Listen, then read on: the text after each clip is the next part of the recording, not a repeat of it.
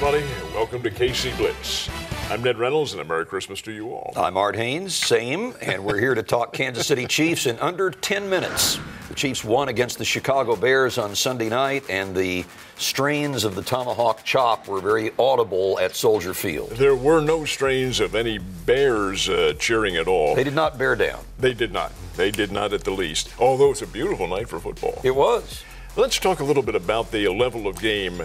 As an observer, I felt like the Chiefs could have won the game 45-0 had they felt it was necessary to do that. Did you feel, Art, that they maybe took a step off the offense? I did, and I think that's been true in recent games, which is really encouraging for the postseason. I mean, first half against Chicago, 3 possessions, scored 3 times, 2 touchdowns and a career-long 56-yard field goal by Harrison Butker. And then they ran the ball and ran the clock. They did the same thing against Denver. So understandably, a lot of the credit now has gone to the defense, which over the last 5 games is allowing the fewest points in the NFL. But offensively, I think there's still more there if they need it. But they're just kind of doing what they need to do. Well, you mentioned the defense, and the defense was simply overpowering in this game. Part of that because the defense has improved, but part of it because Chicago did not have a very good offensive attack at all. Trubisky, when he ran the first 2 offensive plays, and this is not a positive sign for them at all. Your thoughts on the defensive play? Yeah, and that's the one caveat about the defense right now as you look at the teams against whom the Chiefs have compiled these great defensive statistics, and Chicago and Denver and to an extent Oakland. I mean, they're New England even, not juggernauts. But, you know, how much of that was them and how much it is the Chiefs' defense that's really come together. The addition of Terrell Suggs, I mean, that was a need they specifically had due to an injury on the defensive line. And, I mean, within the first series of the game, he's chasing Trubisky out of bounds. And that's probably a negative note as far as the Chicago Bears' defensive or offensive line is concerned. They didn't offer Trubisky nor the running backs any protection at all.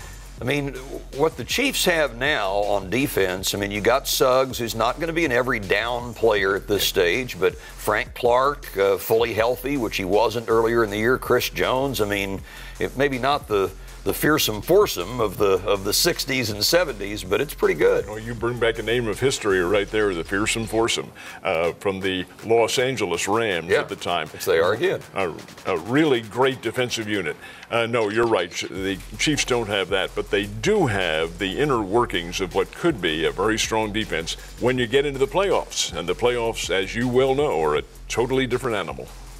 They are, and you know, probably going to face a familiar opponent one way or the other, the Titans, the Steelers, or even the Raiders. There's a scenario where they could get in, and I think that would be beautiful if their last game as the Oakland Raiders were to be a loss to the Chiefs in the playoffs at Arrowhead.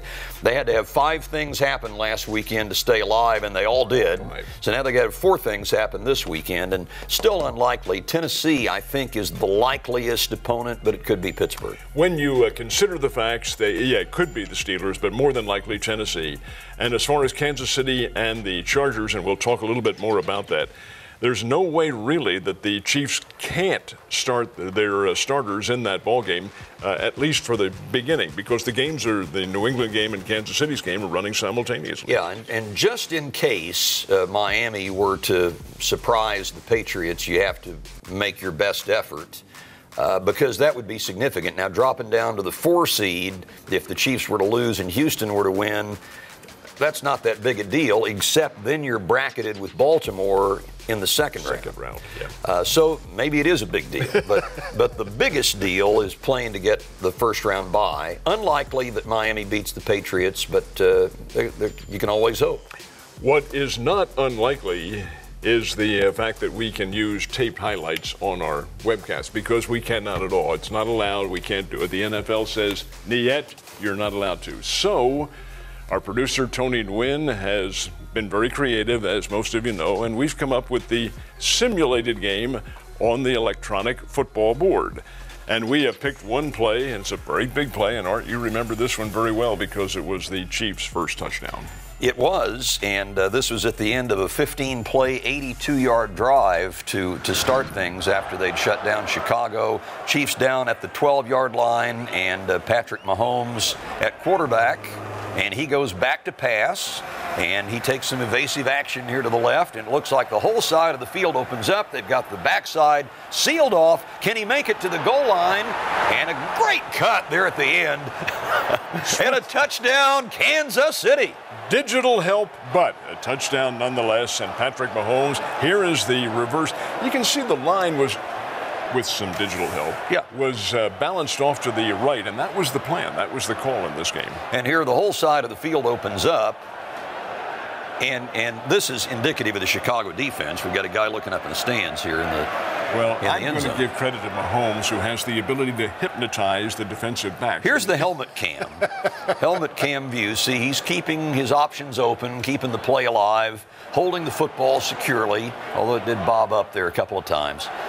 And in he goes for the touchdown, the first of 3 by the Kansas City Chiefs in this game at Soldier Field. Second one was a quick pass to Travis Kelce, and the third to Damian Williams, who was back in there playing again for Kansas City. And Damian Williams ran well, and this again illustrates what we were talking about earlier. The Chiefs get the lead and then kind of ran the clock. They had some lengthy drives. They ran for right at 100 yards in this game, which isn't a huge amount, but it's a good amount. That's a credible amount to force the defense of the other team to account for the ground game. The threat of Patrick Mahomes and what he can do when scrambling and when throwing, and with the great core of receivers, that really keeps any defense, I don't care how good they are, keeps them off balance. Yeah, I mean, you wouldn't at all call Pat Mahomes a running quarterback, but he can run.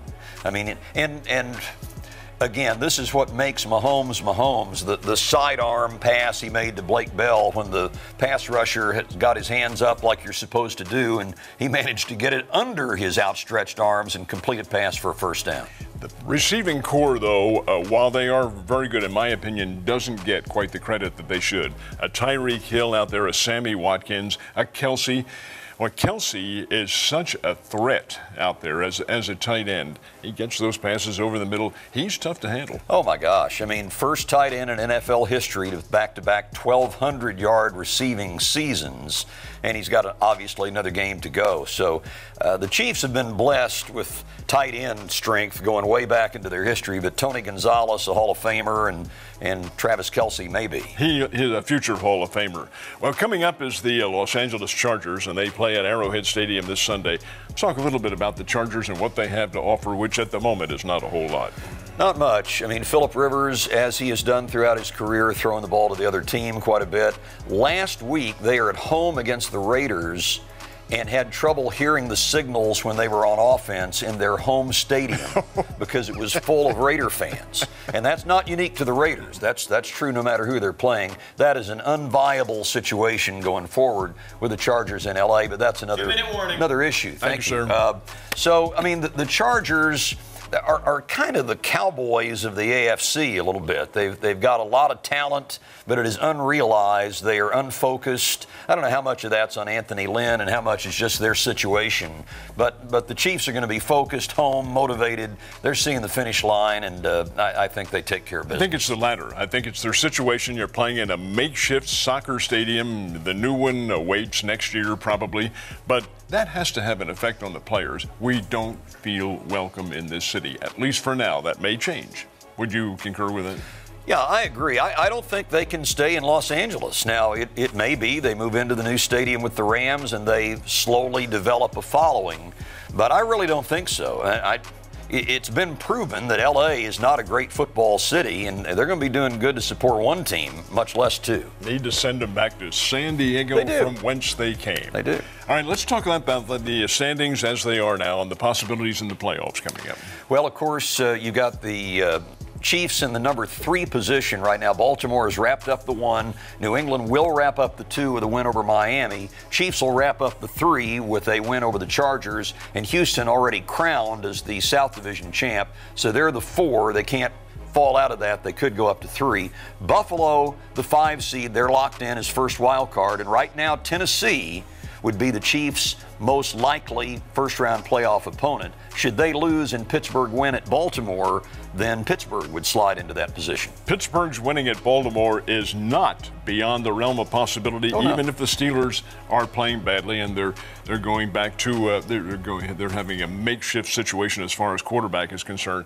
But in terms of the Chiefs playing the Titans, that's the probability, though. Yeah, it is, because Baltimore is going to rest a lot of its starters. Well, that's it for KC Blitz.